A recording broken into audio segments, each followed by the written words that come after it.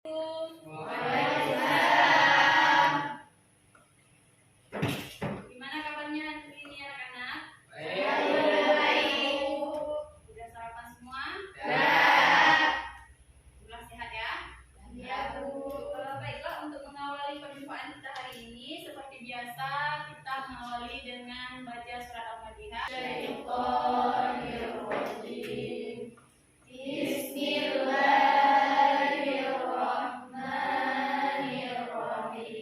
Yang tidak hadir, gua absen dulu ya. Aulia Rishida, Cut Intan Masturi. Minggu lalu kita sudah belajar mengenai, ada yang ingat pelajaran kita minggu lalu? Iya, minggu lalu kita sudah belajar tentang materi wilayah dan kewilayahan, ada perkebunan dan sebagainya. Kemudian pada hari ini kita akan belajar mengenai pembangunan, submaterinya ya. Yang pernah dengar rencana pemindahan ibu kota ke Kalimantan?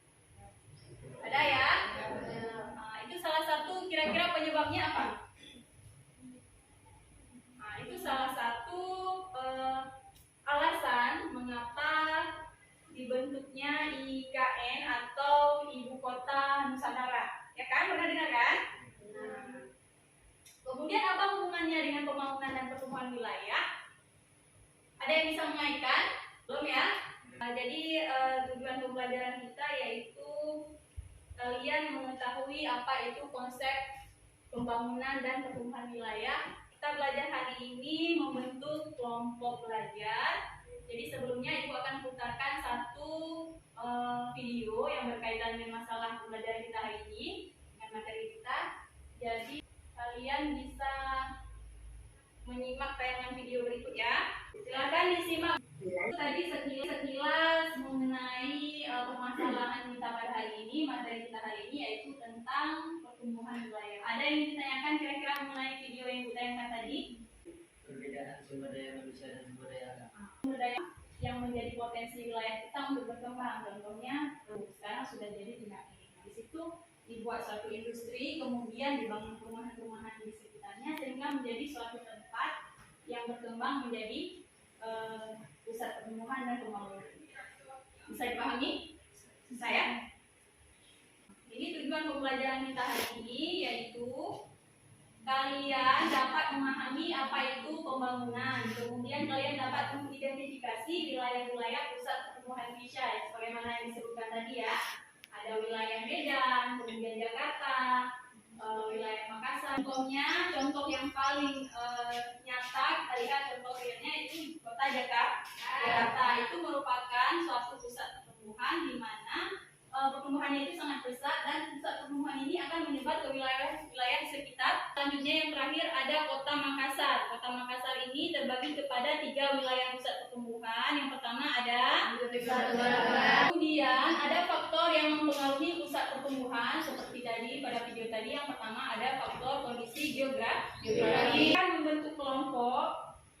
Ibu akan panggil kalian urutannya 1 sampai dengan 4. Yang dapat nomor 1 silakan bentuk kelompok 1, yang dapat nomor 2 silakan bentuk kelompok 2, dan yang dapat nomor 3, 4 silakan bentuk kelompok 3 dan 4 ya. Dipanggil nama, ingat ya nomor sendiri. Silakan. Nama panjang apa nama pendek?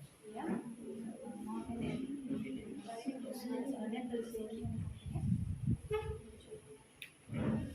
Ya, nanti siapa yang akan presentasi duluan ya. Jadi nomornya diundi 1 sampai 4.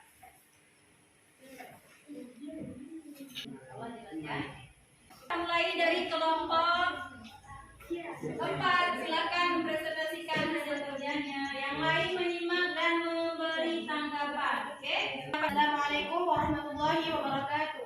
Waalaikumsalam warahmatullahi wabarakatuh. Perkenalkan, nama saya Amalia. Saya mewakili dari kelompok 4 ingin mempresentasikan hasil kerja kelompok kami. Sebenarnya seperti di Papua, jalan menuju Papua kan dulu 2013 itu tidak akses perjalanannya tidak mudah dilalui. Waktu hujan sering longsor, Kalau sudah kita beri yang mungkin untuk kelompok gua luar biasa ya.